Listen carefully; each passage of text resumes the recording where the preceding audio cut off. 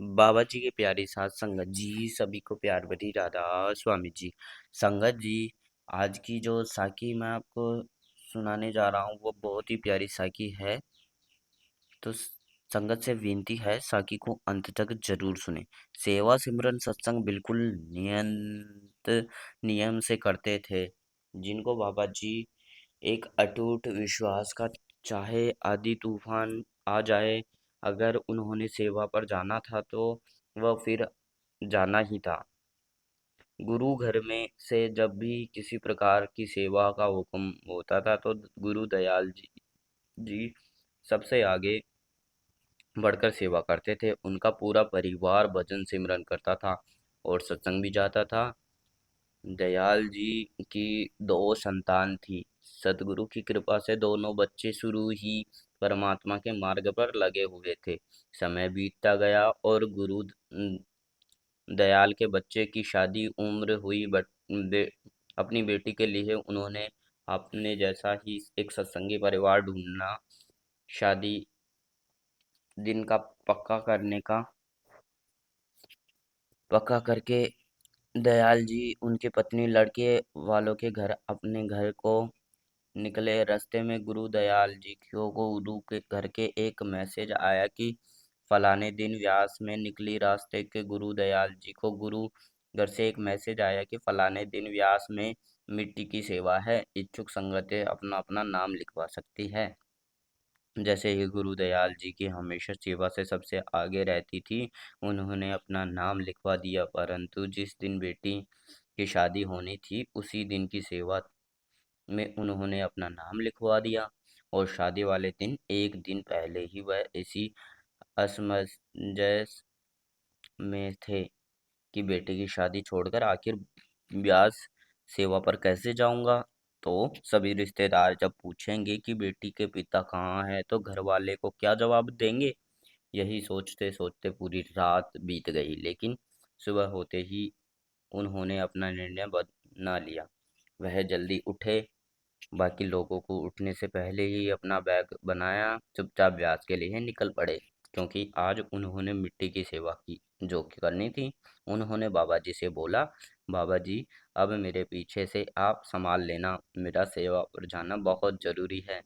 फिर 2 दिन के बाद दयाल जी सेवा से वापस घर लौटे। बेटी की शादी हो चुकी थी, बेटी की विदाई हो चुकी थी। गुरु दयाल जी आए और अपने कमरे में बैठे गए। उनकी पत्नी ने उन्हें खाना लेकर आई, दोनों ने खाना खाया और दयाल जी बड़े हैरान थे कि उनकी पत्नी घर के किसी और सदस्य से उनकी बेटी की शादी में उन्हीं के हाजिरी के बारे में कोई जिक्र नहीं किया, कोई पूछताछ नहीं की। वह बहुत हैरान हो रही थी। उनकी पत्नी ने उन्हें बेटी की शादी ठीक-ठाक हो जाने की खुशी में कहा, चलिए सत्संग घर चलकर बाबा जी का शुक्र करते हैं।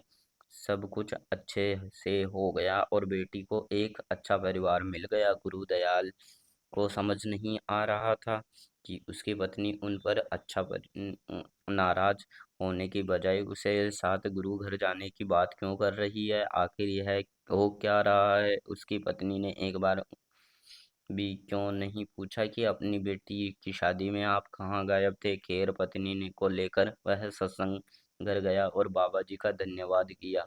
उसकी कृपा से सब कुछ अच्छे से हो गया। दूसरे दिन के बाद उसकी बेटी अपने ससुराल से आई। बेटी अपने साथ शादी के एल्बम, शादी के वीडियो, शादी के सीडी लेकर आई थी। सब लोग खुशी खुशी वीडियो एल्बम देखने लगे। गुरु दयाल जी तब एकदम हक्के बक्के रह गए जब उन्होंने अपनी बेटी की शादी की वीडियो में, एल्बम में अपने आप को हर उस जगह खड़ा पाया जहां उनकी बेटी का दामाद खड़े थे।